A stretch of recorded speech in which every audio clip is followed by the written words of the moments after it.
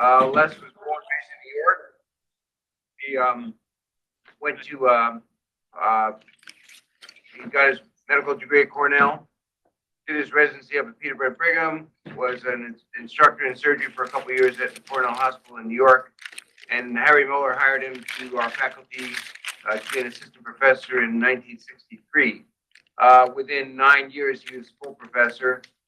He did the first kidney transplant here in 1967, started the transplant program.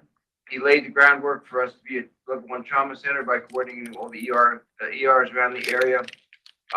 He was the program director, and when Dr. Jones took over, Dr. Muller's only request that Dr. Rudolph stay as program director because he was so important to the program. He did that. Les was an amazing guy. He was always available to help and counsel residents, did a lot of great teaching. Unfortunately, he met an untimely death in 1990, which was a great loss to our department. So that was Dr. Rudolph. I remember him kindly. Dr. Steve Eubanks. It's really a great pleasure to have a friend here to give this lecture. Remember, I think I met Steve when it might have been earlier, but I know I met him when he was a fellow at Duke. Steve was born and raised in Alabama. He got his medical degree from the University of Alabama and then did his residency at Atlanta at the Georgia Baptist Hospital. He won an award for being the chief resident of the year as a student. He won multiple awards for being the best student, and that kind of track record continued. He was a fellow at Duke and was an endovascular fellow and really got the MIS program off the ground. He did such an amazing job. He stayed on the faculty at Duke for a number of years, and in just a short time on the faculty, he raised over $30 million for the U.S. Endosurgery Center. It became one of the leading centers in the country and in the world for endoscopic and minimally invasive surgery. Steve then went on to take the chair at the University of Missouri in Columbia. He was the chair of surgery there for 7 years, built up that program, continued to do all his work in leadership in minimally invasive surgery. During that time, he became president of SAGES and was president of SAGES from 2007 to 2008. He continued to do all his academic work and was then promoted, or then took the position at Advent Hospital System in Florida, where he was the chief of academic surgery and also supervised the teaching programs and residencies for 16 different hospitals in Central Florida. He maintained that position until last year when he retired with and just an incredible amount of energy. When you look at his CV, what jumped out at me is not only does he have the usual 100 or so publications, the usual number of book chapters, the usual number of, but just an incredible number of visits to foreign countries. He has been awarded a teaching degree, honorary teaching degree in China. He's been to China about 6 or 7 times on missions. He's been to Philippines. He's been to Argentina a number of times. He spent a huge amount of time introducing minimally invasive surgery to third world areas and trying to improve the delivery of quality of care to patients. And the final thing that jumped out at me was the fact that he has over 80 patents that he has submitted. And certainly that I think lends us to the title of his talk, which is MIS and the Surgeon Innovator. Steve.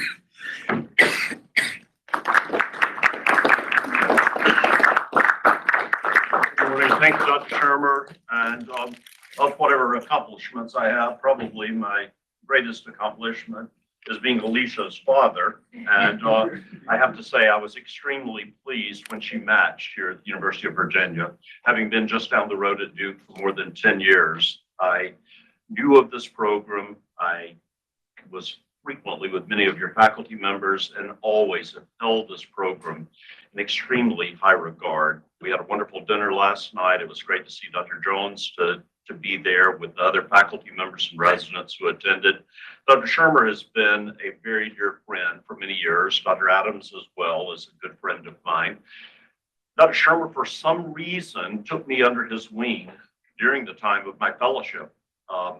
I don't know why. I've asked other friends about that because he and I had never worked together, and many of them said, well, he recognized talent or promise. I said, I think it was more like me watching the Special Olympics. There's a soft place in my heart. And I think he looked at me and thought, this guy really needs some help, and took me under his wing. But for many years, I was his co-chair on committees and SAGES. He would move up to another area and he would nominate me to be the chairman, and I followed in his footsteps. And I really don't think I would have become SAGES president had it not been for his mentorship, his leadership, and his opportunity of opening doors for me along the way. So we have maintained a friendship for many, many years through good times, through some hard times, and it's wonderful to be able to be here with you and with Dr. Shermer at this time.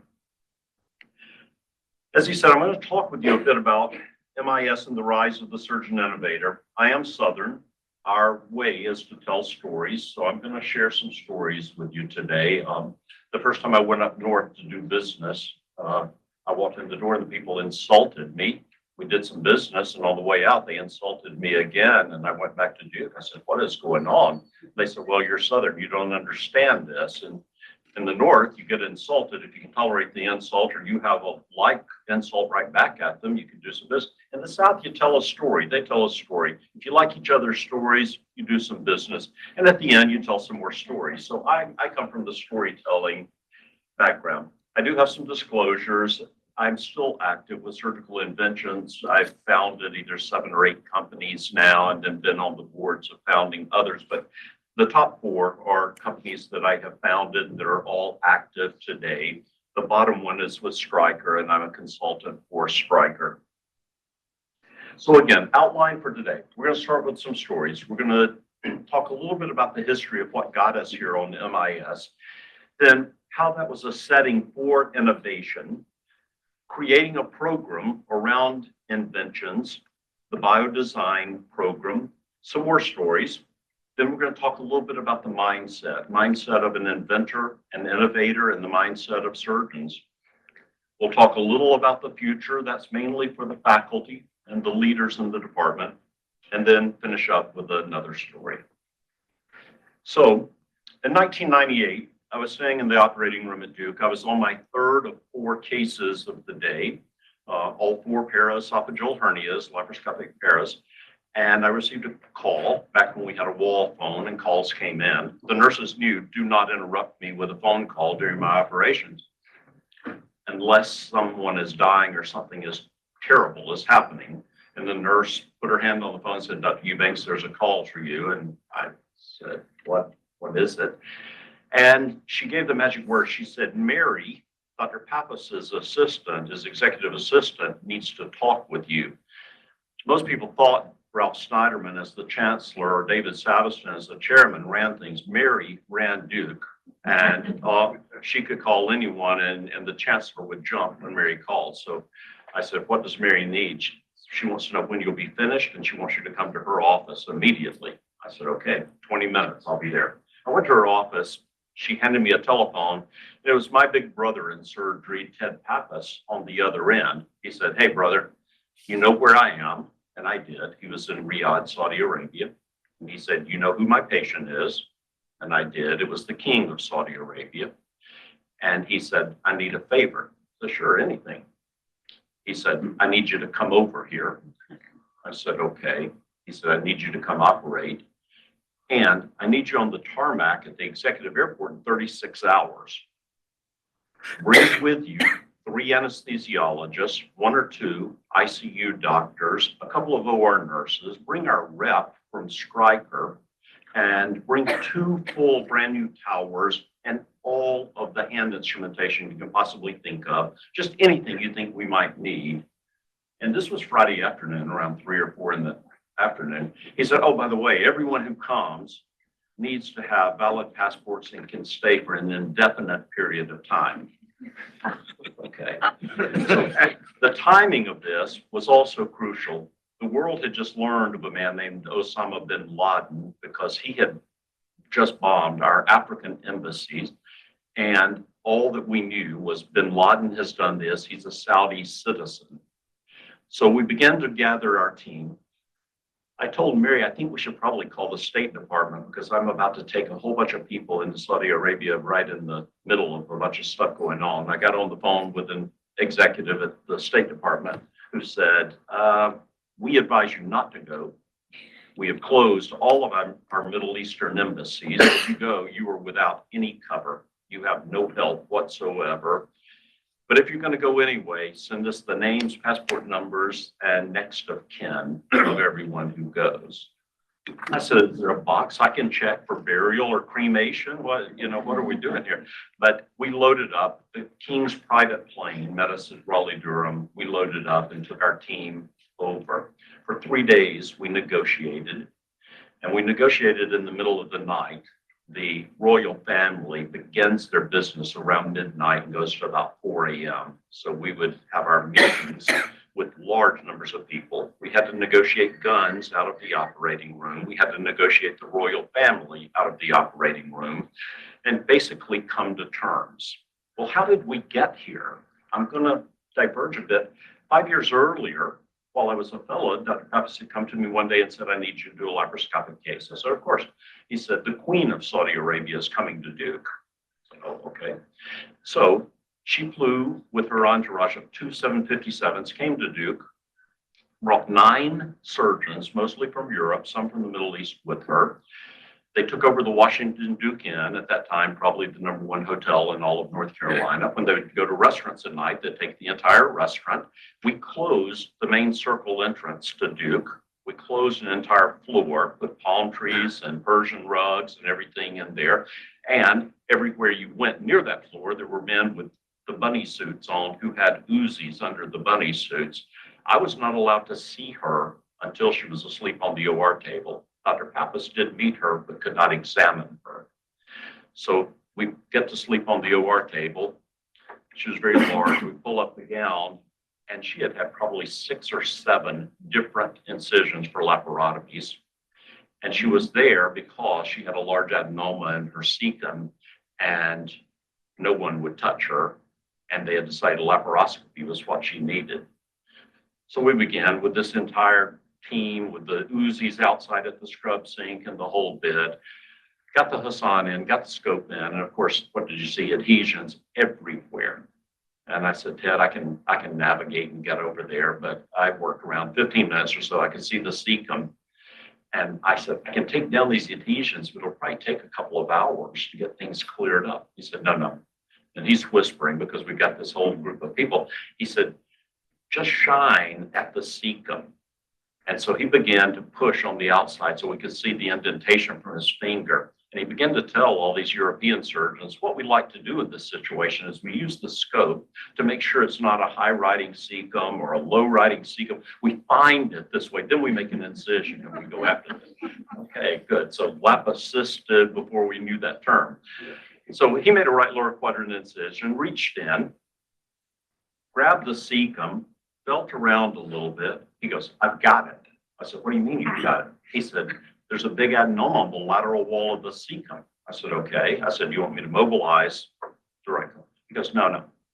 Turned to the nurse, said, give me a GIA. I said, okay. He took the GIA and in a single firing just took off the lateral wall of the cecum and pulled up the lateral wall of the cecum with this polyp in it. I said, what are you doing? He said, she's old, she's sick, she's a mess. I'm going to take this to PAP. If it's benign, we're done.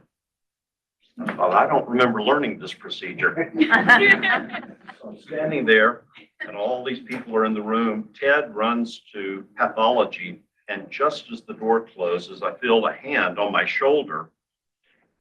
And I look around, and it's Dr. Savaston, who says, Steve, while we're waiting on Ted, would you like to explain the procedure to all of our kids? And I thought, sir, it is not in your book. I promise you. Ted came back and said, it's benign, close her. She did great. And because of that, 5 years later, when the king was sick, they asked us to go to Riyadh. So we go high stress situation. We're going through the negotiations. And the night before the planned operation, we're sitting there with about 30 physicians, a lot of government officials, and the crown prince and the foreign minister come and get Ted and take him into a room. If any of you know Dr. Pappas, he is cool as he can be. Nothing rattles him. About 30 minutes later, he came out of that room and was pale and looked terrible. I said, what's going on? He said, I'll tell you when we get back to the Palace Conference Center. We go back, he sends everyone away. And I said, what's happening, Ted? And he said, they pulled me in there and said, the military's at full alert. Crown Prince Abdullah should be the next king, but Sultan controls half of the military. They've gone to full alert at each other to go to civil war because they think he's dying tomorrow when we operate. And they said, we can't get out. We're stuck in the middle of a Saudi civil war. So well, that raises the stakes a little bit on this operation. Well, the condition we were dealing with, the press said we went into his gallbladder. That's sort of true, but I can assure you Dr. Friel would not let you get away with that at M&M. When we arrived, the king had 7 percutaneous drains in his abdomen. He had multiple abscesses that were undrained, and he had been in a coma for 3 months. He had had no surgery because when his gallbladder perforated, they decided he would not survive and they were just going to let him die, and he wouldn't die. So he had been sitting there with a Swan-Ganz catheter, an A-line, TPN, and abdominal sepsis for months. He had not walked in at least 5 years. So this was not an optimal candidate. I said, Ted, you've never screamed at me. You've never yelled at me. Tomorrow, if you lose your cool, don't worry about it. Let's just get through this. He said, what are you talking about? He said, you're operating. I'm here to assist you. So, okay. So we put the scope in. Of course, it was a terrible mess. Big phlegmon. We took down the omentum. Colon was matted to the liver, took down the colon. Duodenum was matted over. You couldn't see a gallbladder, took it down, and there was no front wall of the gallbladder. There's a big pile of bile and spill stones and no front wall. And so we dissected a bit. Fortunately, inside the gallbladder, I could see what appeared to be a cystic duct opening. I got a cholangiogram catheter in there, shot a cholangiogram, identified the bile ducts and said, okay, we know where we are. And then we just carved this rotten piece of gallbladder off of the wall, spent about an hour washing out all of the abscesses, got rid of all the drains, left one under the liver, one over the liver, and went to the ICU. On the way out, Crown Prince Abdullah took off his watch, which I still have in a drawer at home, and thank you for saving my brother. I later found out the watch was worth more than my car that I was driving, but that was their way of saying thank you. That night, the king woke up for the first time in over 3 months, got them to take him on a wheelchair to the bathroom. He went to the bathroom, closed the door, pulled out his Swan, pulled out his A-line, pulled out a sheet, so he was bleeding like crazy from that. Once they got him cleaned up, he then, for the next 2 hours, berated them until they took him out of the ICU to his private apartment so he could watch television. He was missing TV. So he did extremely well, was eating a couple of days later, woke up and lived 5 more years. We rode camels, went to the gold souks, the rug souks, and all of that kind of thing. And about 8 days later, they gave us our passports back and sent us home. So this was sort of a crazy type thing that occurred. The Arab News said he just had gallbladder surgery. I think the one on the right, myself and Dr. Pappas doing the operation, and that was probably USA Today. So I'm not violating HIPAA. And again, this was Saudi Arabia, and he's been dead for a lot of years, but it was in the public press at that point in time. In follow-up, about 1 month later, the royal family called Duke and said, we really appreciate what you guys have done. We're going to give Duke an $18 million gift. So maybe we overcharge at times. That was a pretty expensive gallbladder. Duke was extremely pleased. During the 1980s, general surgery had really become stagnant. That's when I was a resident, then until 93. And we were memorizing techniques that were about 100 years old. And many of the advances were in the area of patient care and not in the area of surgery and technique. And we were extremely hungry for something new. Most of the advances in the 1980s were around surgical infection management, surgical nutrition, and adjuvant therapy for breast cancer, which I would have found very exciting had I been an internist. But as a surgeon, we were very eager for something in the technical field. We would sit there as young residents memorizing Bassini hernia repairs, Halstead hernia repairs, Ferguson, Halstead 2, and a real exciting debate was whether Halstead 2 should get credit or whether it was Ferguson, and Halstead only copied him. So we were really that current of, 80 years earlier, worried about these things. If we wanted something really new and fresh, we would talk about Chester McVeigh's work in 1939 or the Shouldice Clinic in 1945. And I never regretted going into surgery, but I certainly wondered during those days, had I joined a dead field, something that it was finished a century before. Culturally, we were also stagnant. Questions and suggestions about anything novel, anything new by residents was completely discouraged. And we were quite honestly discouraged from creative thought process. It was just shut up and do what I say. Don't ask me, don't question, why are we doing this?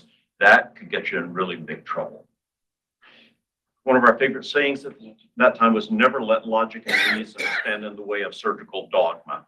Just do it the way it's always been done. I was familiar with laparoscopy. I'd worked for a couple of years as a scrub tech while I was trying to get into medical school. And this was laparoscopy as I knew it. Usually a gynecologist with their eye to a scope in the abdomen. And if they wanted to get really fancy, they would put one more port in and use a straight probe to move the fallopian tubes or to lift the ovaries. Occasionally they would say, do you want to take a look? You'd say, sure, you'd lean over. By the time you put your eye to the scope, they had rammed it into the uterus or into the sidewall. And so you just saw a completely obliterated screen and they said, that's enough, back up. So when we started talking about laparoscopy and general surgery, I thought, that's crazy. What can we possibly do with this? Well, the big change was a convergence of technologies, and we put a camera on the end of that scope. If you look at the early pictures, they were actually the shoulder-mounted TV cameras that they would put on the scope. But once they got them down to this size where we could actually do that, now we can put in another port so everyone sees the same thing, and we can put in multiple ports and actually do surgery. It also allowed us to educate differently, to do types of practice outside the operating room that really got us away a bit from the see one, do one, teach one kind of mindset into let's work and develop skills before we go to the OR. In 1989, our chairman, who understood that we felt stagnant, was looking for anything to try to give us something new and fresh. So he invited a private practice surgeon named Eddie Joe Reddick to come from Nashville to give a lecture about 5 o'clock one afternoon about KTP laser hemorrhoidectomy. So Eddie Joe came and talked to us about the laser and how you could do a hemorrhoidectomy with it. Then he talked about how you could do a mastectomy with it. And everyone was bored out of their mind. And at the end of his talk, he said, if you have 5 more minutes, there's something else I can show you. It's a little video. We've done fewer than 20 patients, but you might find it interesting. And he showed us what was, for all of us, the first laparoscopic cholecystectomy we had ever seen. And at that time, the gallbladder was removed by the KTP laser with big green wire up over the patient while you operated. 2 of our faculty members, Dr. Mason and Dr. Duncan, and the resident who was 1 year ahead of me, David Baird, went to Dr. Reddick immediately after that and said, can we come to Nashville and watch you do this operation? He said, sure, come on up. And 1 or 2 weeks later, they drove to Nashville and spent some time. And Eddie Joe and Doug Olson were incredibly gracious, welcomed them, showed them pre-op, post-op, showed them how they did the procedure. If the name Baird sounds familiar to you, his son, Henry, is one of your residents here. David was probably one of the 3 best teachers I had during my entire residency. He taught me so much about surgery. And the reason that you probably don't know David's name is that he left residency, went into private practice in Charleston, had a great career there, but as opposed to an academic path where he was publishing a lot, he was on the podium a lot, he sort of went into a quieter type of practice, but he truly was there as one of the original people. He was actually asked to be an instructor as a very young resident through the Reddick and Olson courses. We were excited about this. Our faculty was excited.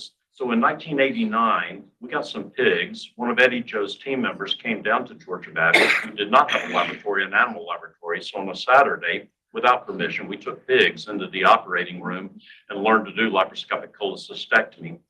Monday was very exciting when the nurses and the administrators came in and found out we had had pigs in the operating room on Saturday. And so fortunately, I was low enough on the totem pole. I was not in the line of fire, but there was a lot of chaos around that. And our very wise faculty members negotiated and convinced the administration we needed an animal laboratory. So out of that, we received a 6-station animal laboratory.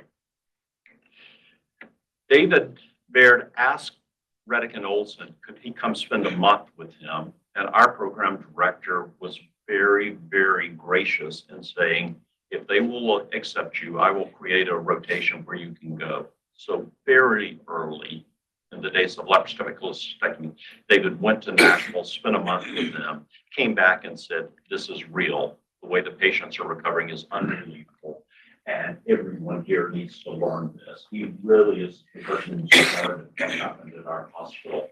So in 1990, we had 9 faculty members fully trained in laparoscopic cholecystectomy, which meant our volume was amazing. In 1991 and 92, we were considered to be the busiest hospital in the world for laparoscopic cholecystectomy. Many academic centers were just considering it or maybe had one person, and we were rolling with cases at that point in time. Our first laparoscopic cholecystectomy in a human was done in December of 1989. We had 3 general surgery services. We didn't use the colors as you do, but GS3 was Mason and Duncan. They operated together and they would schedule 12 lap choles, elective lap choles, every Monday, Wednesday, and Friday. There was only one resident on the service. So you had 36 scheduled lap choles per week when you rotated there. Then we were on call every other or every third night doing emergency cholecystectomies, and we had already begun doing other laparoscopic cases. So it was not uncommon to have a week where you had 50 laparoscopic cases. So a lot of dictating, a lot of notes, but you had that. So our volume was incredible. We were told to underreport because our program had been threatened with probation for our residents doing too much surgery. But when I finished, I reported 586 laparoscopic operations in 1993, which Dr. Creel will know most residents don't finish with 580 laparoscopic operations today. So we had a tremendous experience. But it was not just a technique that changed. Our dynamic between our residents and our faculty completely changed because everything was new. We were all learning together. And now it was okay to ask questions. It was okay to talk about developing new techniques and new ways of doing things. And so this environment of just being dogmatic surgery completely reversed. As I mentioned, David Baird was asked to be an instructor with Reddick and Olson in the very earliest days, but the rest of us were invited to be faculty members in different places. In Atlanta, ALTC with McKernan and Say was one of the leading training centers, and several of us were instructors at that center. And then when David finished his residency and went back to Charleston, he started his own courses at MUSC. So my moonlighting was actually to go to Charleston, fly down there on a Friday night, teach courses all day Saturday, and go home. And he would pay us enough to come and be instructors there that I didn't have to go to North Georgia to the emergency department or other things to be able to pay my rent. So that actually was a way that we got the podium, we learned to teach in the laboratory, but also had income during those days. What we found was that the residents actually started learning a lot of these things ahead of our faculty. And so we would go away and teach at these different places with the people who were thought to be the world leaders at that time, but come back with new operations that had never been seen at our hospital. So at one of the courses in Charleston, one of the instructors from Baltimore pulled me aside on a break. He said, I want to show you something. I did this the other day. It may be crazy, but look at this. And he showed me a little VHS tape of a laparoscopic splenectomy. I said, where'd you learn to do that? He said, I just made it up. There probably have been a couple of people somewhere in the world who had done some, but it was Jack Flowers, and he had never seen one. I'd never seen one. And I said, that's really cool. I said, we have a resident service back at my hospital, and I have an ITP spleen patient waiting for surgery. So I went home and I asked our faculty, hey, can I do the spleen laparoscopically? And they shrugged and said, sure, why not? No attending scrubbed. Attendings didn't scrub on a lot of our cases back then. So I did the lap spleen. We had to hand tie everything. We didn't have a clip applier or a stapler at that point in time. So I used a right angle, took a long silk right around, extracorporeal knot, and slide it down with a knot pusher. Unfortunately, the patient had a distributed blood supply, so there were 5 major branches going to the spleen, so there was a lot of tying. But an hour and a half later, we had the spleen out. Patient did extremely well, looked like a post-op gallbladder, and so we were thrilled. A few weeks later in clinic, I had a patient who had a right colon mass. And I said, we've been doing lap appies. Can we do this lap colon? He said, yeah, okay. So myself and another resident did our first lap right hemicolectomy. Again, less than 2 hours, skin to skin on the operation. The patient did beautifully. And they said, you know, we really should start doing these. So I finished in 93, having done 35 lap colons, because we were in this environment where there was an openness and a willingness to embrace. That created a completely different mindset than the residency I had entered. So we had many, many needs in the early days. We were making instruments. We were taping things together. We were gas sterilizing. Some of our faculty had machines, shops in their garage, and they were making things, bringing them in, throwing them inside X or throwing them in a gas autoclave and using them. It was a little bit less regulated during that time. But we needed instruments. We needed better visualization. There were lots of new technologies, even our OR design and flow, everything being on towers. Even the towers weren't really assembled the way they are now. So everywhere you looked, there were needs. So what are needs? Obviously, you can say, I need a clamp that will do this or that, or I need an energy device. Well, needs actually extend beyond that.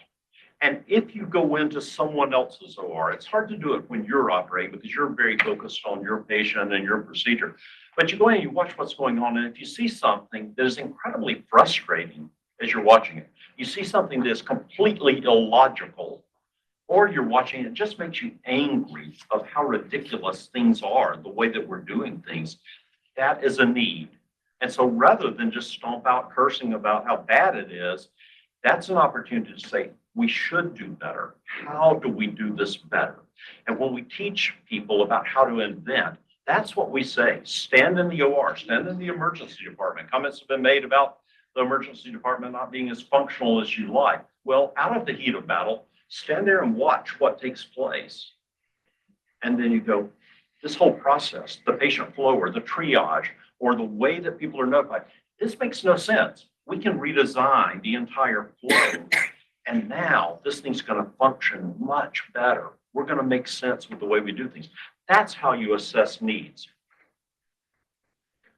So we were offered new devices, new approaches almost every day during the early 1990s. And what it did was it created an entire generation of surgical critics. We could take a new device, an instrument, hold it in our hands and say, okay, the handle's okay, but these jaws, they're too sharp, it'll cut the valve, this is terrible. We could break things apart and critique very, very well. And the people of Dr. Shermer's and my generation, we learned how to do that, and we were handed things day after day after day, say yes, no, yes, no. A few of us, though, said rather than simply critique, let's create better. And some of the instruments that I created in 1994, 1995, I used until the day of my retirement a year ago. Innovation during this phase took on many forms. There were some of us who did invent. We created new devices, we created new procedures, but there were other types of innovation. There were ways to educate that were completely different. Now, instead of our traditional lecture and slides, we could do a lot of things with video. We could do a lot of things with teleconference. In 1994, we had a 6-site video teleconference that we did every month, 2 sites in Europe, 4 in the US. With that, we would rotate doing live procedures for the people at the other sites. That was something that prior to laparoscopy, it was very hard with an overhead camera to show something meaningful. Now, as things were being developed, we were all sharing it. And if you think about it, you go from open surgery where you stand basically obscured from the field, holding a retractor, staring at someone's ear, wondering if that mole is malignant or not, because that's really what you see for several hours, to the point that now, the moment as a student you walk in the operating room, you see everything the surgeon sees. And you can take the videotape and you can show it to everyone else, or you can transmit it to a room full of people. So it changed how we were teaching what was going on with surgery. It also created many new programs. During the 1990s, when I was running the minimally invasive fellowship at Duke, our graduates usually would have at least 6 offers from universities all over the country asking them to come straight from fellowship and to be the head of MIS at very reputable universities. And they took great jobs straight out of training. That was a job that didn't exist 5 years earlier. So you have your own MIS division within surgery here. Those divisions didn't exist back then. So there were a lot of things that were changing, but it gave us the opportunity to ask why. That was a question that you really were not supposed to ask before MIS came along. And I kept being handed instruments. They said it's a 5 millimeter or a 10 millimeter instrument. And finally I said, why are they 5 and 10? No one seemed to have an answer. I talked to the engineers at all the major companies, both reusable and disposable. Why are they 5? Why are they 10? It's arbitrary. We just thought good round numbers. I then got some calipers and started measuring, and none of them were 5 or 10. The 5s sometimes were 7 millimeters, sometimes 8 millimeters outer diameter. The ports, if you recall, in the early days, you get a 5 millimeter instrument, you try to put it in a trocar and it wouldn't go in because the inner and outer diameter didn't fit. And then you would take a 10, and the 10 was actually 12, 13 millimeters, but they just called it 5s and 10s. So that raised in my mind the question, how small can we actually make these instruments and still make them work? And I began to work with the company on developing those, some engineers. And we started in 1994. By 1996, we had developed these instruments that had an outer sheath that allowed them to be more stable. I used these instruments on advanced laparoscopic procedures, outer diameter of 1.7 millimeters, for 24 years before we broke one. So everyone said, no, you can't use small instruments, they're too fragile. They weren't too fragile. You just had to know the technique of how to angle them and how to utilize them. The company, which is dead now, it's been dead for many years, they came out and they showed this ad to me, and it said the 14 gauge Eubanks grasping forceps. And I said, take my name off of it. This is about advancing medicine. It's not about advancing my name. So I immediately took my name off of any of those things. These were sold for about 6 years, but everywhere they went into a hospital, US Surgical and Ethicon saw their sales plummet because they were completely reusable in the trocar business. Disposable trocars was big business then. So US Surgical bought this company, sent down a truck full of saws that would saw metal. They went into the warehouse and cut in half every one of the instruments, threw them away, and they said, your patents are good for 18 years. No one will do this surgery for 18 years. Last night, Dr. Shermer and I talked about, or this morning, talked about the Seattle meeting. One of the hands-on courses was mini laparoscopy, and it was actually oversubscribed, and the fire marshals came in and made people leave the room because we had too many people in the room. So this was taking off. Some people grabbed onto it and held on. The pediatric surgeons did, and with Alicia headed towards pediatric surgery, some of the people who were the most famous people at that time, some in California, later in Philadelphia, started using these instruments to do fetal surgery because they finally had something they could get their accomplished task without doing so much damage to the uterus or to the fetus. And so it took off in different ways. And that's the thing. You put something new out there and let bright people figure out how to utilize it. Michel Gagne used it on his adrenals, his spleens, on many of his big operations. Morris Franklin was using it on laparoscopic colon surgery. So there was a handful of us doing all kind of crazy things with tiny instruments. I worked on a lot of different things over the years. There's some things I don't have on the list here, but the mini lap instruments. With a cardiologist who was a serial inventor, he approached me and said, let's do something together. We created a totally endoscopic bariatric procedure with devices.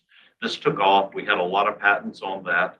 We were able to gain $97 million in VC funding for that device. It was headed towards great success. We had done 2 European clinical trials. We were exceeding the results of the lap band, which was popular at the time. And then the FDA changed the rules on us and said, we want you to redo all of your studies. We ask you to show equivalency. Now we want you to show statistical superiority.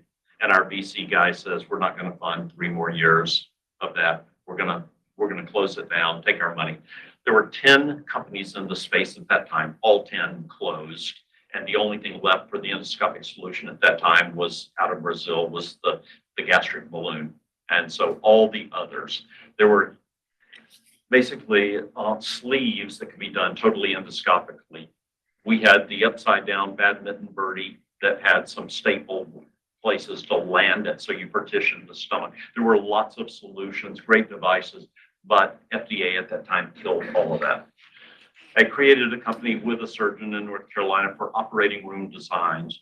We developed what we called OR of the future back in the early 90s. The companies caught on to that, but they said, we don't need the surgeons involved. We can do that without you. And so they started developing what we now see as our OR suites and things of that nature. Balloon dissection came out for hernias. I kept having a guy named Scott Levin, who some of you may know. He's been president of the American Board of Surgery. He was a young faculty member with me.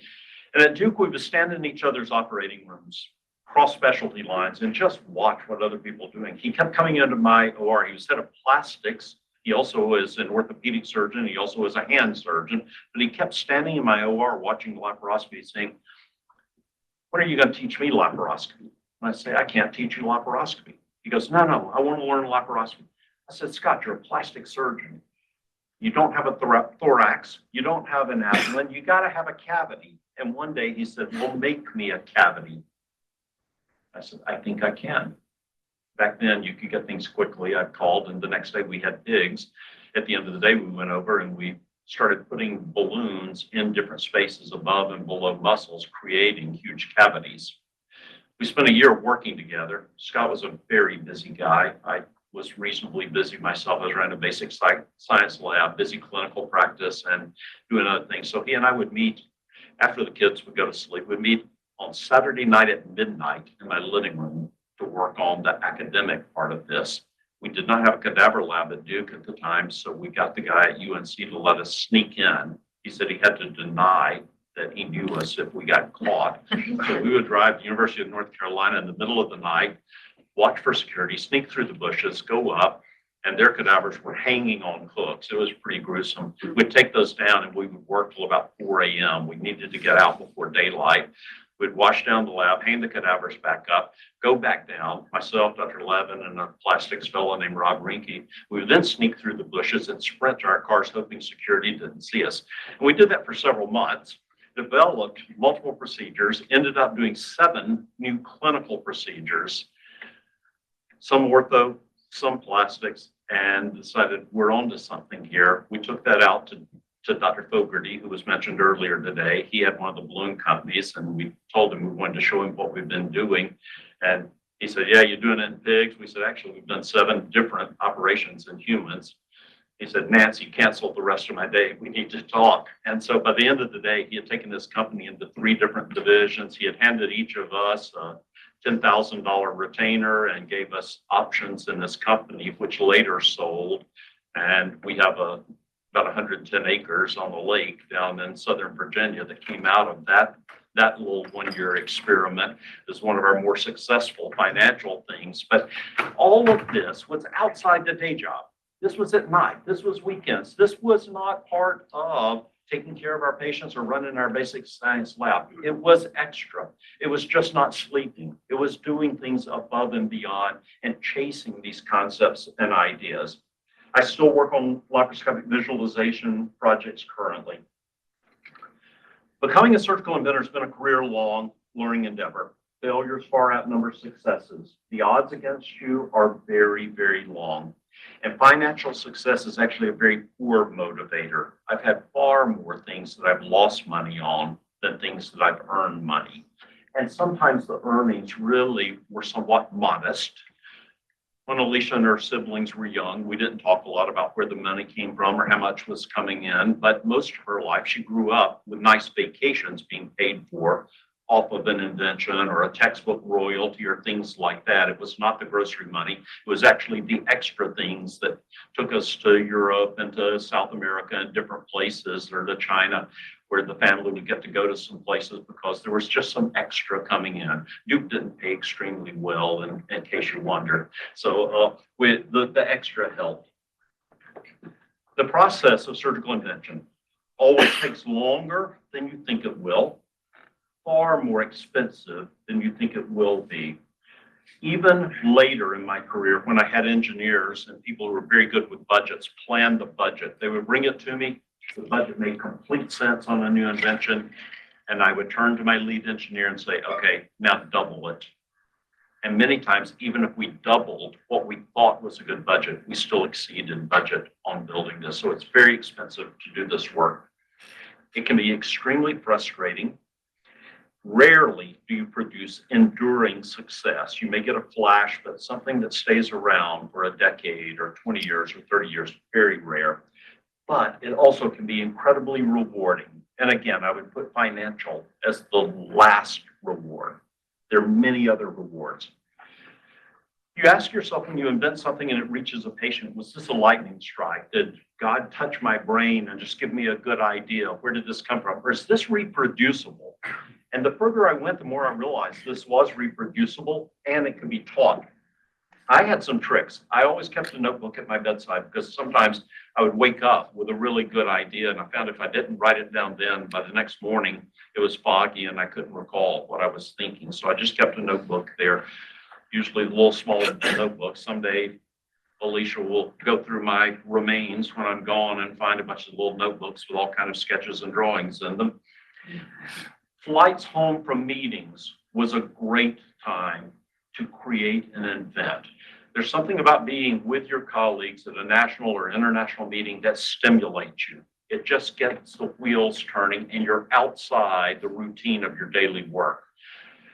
Most of my career, you could not get Wi-Fi on a plane. It was really an isolated, protected time. So I would always come back from meetings, sketch, draw, write down concepts and ideas until I realized I didn't know enough about business. And I spent 10 years of flights being my business education time. I read everything I could out of Harvard Business School for 10 years to try to get some education on that aspect of the invention work. But discussion with other inventors is very helpful. And I'm not talking about to tell them, oh, I think this particular device would be great, but it's more the process. It's more, how do you get through the barriers? How do you get funding? Who do you know? Who do you connect with? And that becomes really, really important. Dr. Fogarty called me one day, and he's very gruff and grumpy. I don't know how many of you know him, and it's extremely profane, so I'll edit out most of what he said. But it was, you're a serial inventor. I want the serial inventors to start meeting twice a year. We'll meet at the college and we'll meet at some other meeting, maybe the Southern or the American, but we're going to pull aside. We're going to take a few hours together, and I'm bringing all the serial inventors together from across the country. I said, okay, great. That's wonderful. I'll be glad to be there. So we did meet twice a year for several years. There were 4 of us in the room. There were more inventors than that, but that was as many as Dr. Fogarty could identify. But those times of being with other people who were really doing this, so helpful, so educational. And a guy like Dr. Fogarty, who had started many companies, was extremely valuable to help a younger guy learn how to do this work. I was asked to do grand rounds at Stanford. Tom Crummell was the chairman there. Tom said, I want you to come out and do grand rounds. And I said, tell you what, Tom, I will come do grand rounds, but I don't want an honorarium. I want a few days at your biodesign program. I'm wanting to start a program and I want to see what you do. So I did. I went out, presented grand rounds, and then got to see how they did biodesign. I went back to the University of Missouri and started our own biodesign program. At that time, it was the second in the country, and it was a fellowship program. And then I used their biodesign textbook. It's now in its 2nd edition, but this is the Bible for those of you who want to play in this space. This has lots and lots of things in it about the different aspects that we as surgeons really don't know a lot about. Our biodesign fellowship was a 1-year experience. We had a team of 3 people, an engineer with at least a master's degree, an MBA level business person, and a surgeon, usually someone in their research years. 3 phases of the program was 4 months of clinical immersion, 4 months of prototype development in the College of Engineering, and then 4 months of business, exit strategies, fundings, how finance is done. That's our first team. There's our business person, a PhD engineer, and a surgery resident in the operating room. We would put them into all types of clinical situations. They went in the ambulance, they went to the emergency department, they spent a lot of time in ORs and looked for needs. Then after the clinical time, they would go back to their office and do brainstorming about potential solutions. Here you see the second year team doing this. This particular team in their 4 months found 300 needs in surgery that they identified, they documented, and for each need, they would create at least 20 potential solutions. Then they would filter those solutions down to things that weren't too expensive, weren't crazy, actually were feasible.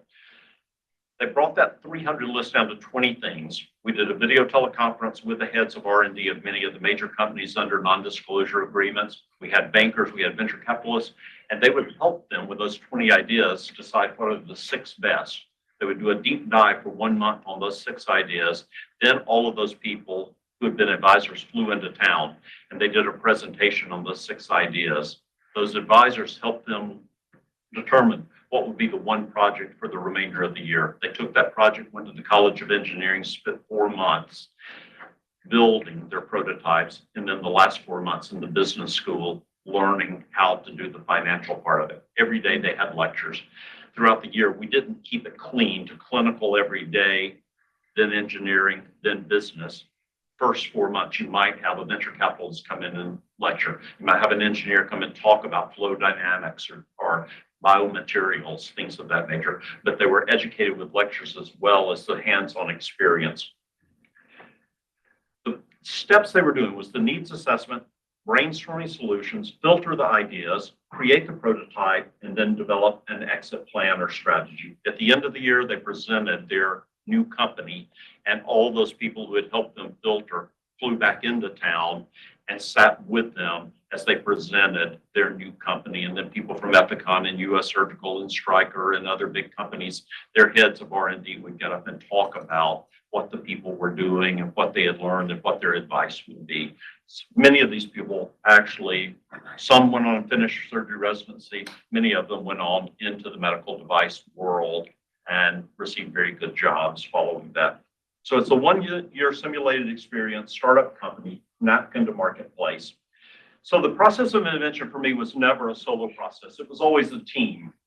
True partners, engineers, legal, business, they were bringing their own education and experiences and made it not only possible, but also far more enjoyable. Here's one of my engineers scanning in the Nathanson retractor so we could modify the Nathanson. Another one of my engineers building the plastic prototypes of new laparoscopic handles. There are barriers to success. Money is always the #1 barrier. It's very expensive. You got to find money. You got to have money to be able to do this type of work. There's jealousy of your colleagues. Those who don't play in this space always think you're up to something bad. They're going to talk bad about you. They're going to accuse you of being greedy. You don't really want to be a doctor. All of these types of things. It's at Duke in my early days, I saw the same thing of people who had very successful laboratories. Oh, well, he's got a great lab because he's not really a good surgeon. That was really actually not true, but that was sort of the type thing. People who aren't doing something many times will build jealousy. This is a game to play in the invention world. It's a complex game, and if you don't understand the game, it's hard to get your great ideas to ever touch a patient. When you have a great idea, you write it down on paper, there's 1 in 10,000 chance it will ever touch a patient. The day the US Patent and Trade Office issues your patent, there's a 1 in 100 chance your idea will ever touch a patient. So long shot, very long shot. You also have to know that the rules of the game change constantly, much like our bariatric device. We had something incredibly successful for 9.5 years, and then they changed the rules, and we could not afford to stay with the changes. What are the rewards? Impact. What do I mean by impact? We all give up sleep, we give up our youth, we give up years to become surgeons.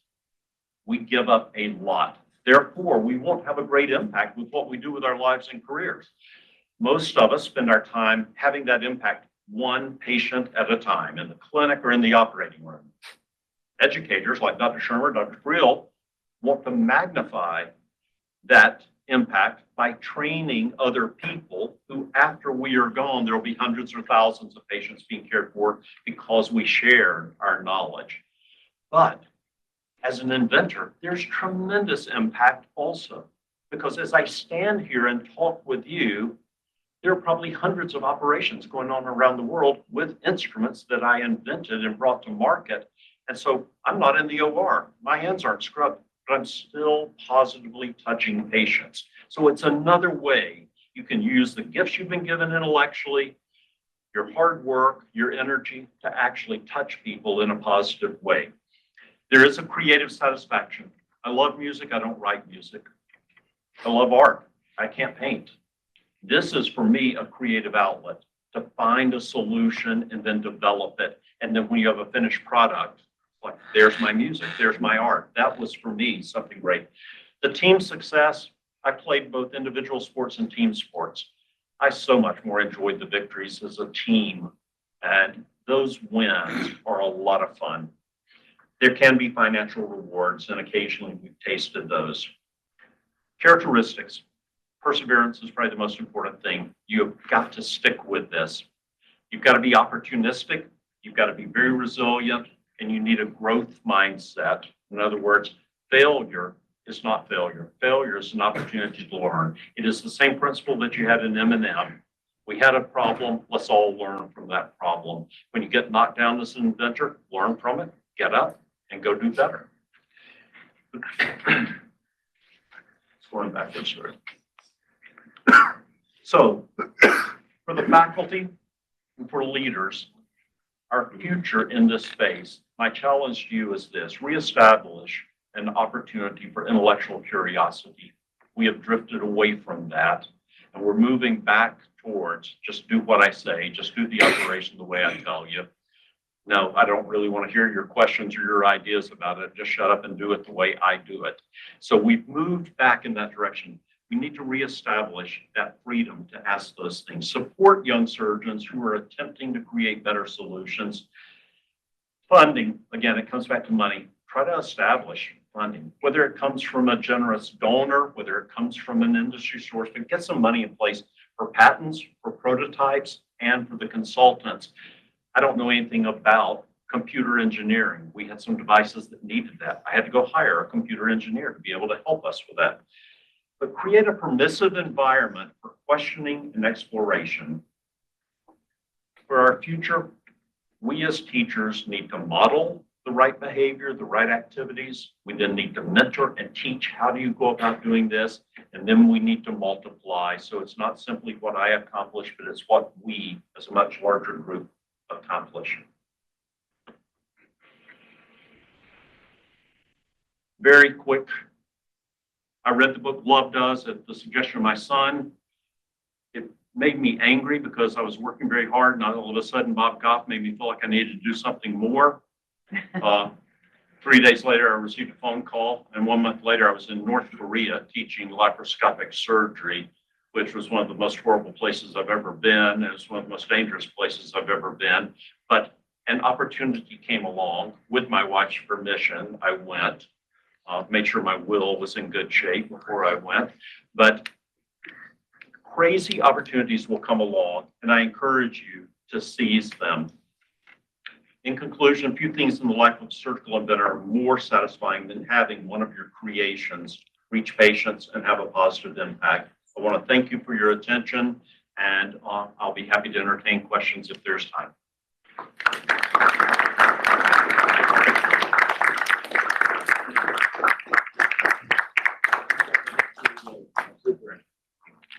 Any questions for Dr. Eubanks?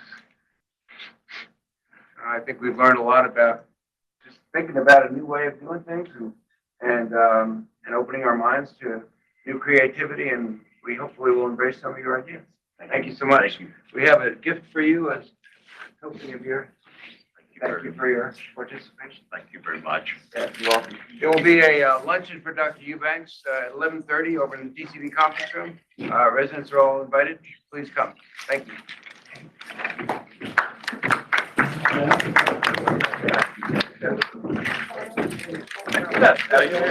Yeah.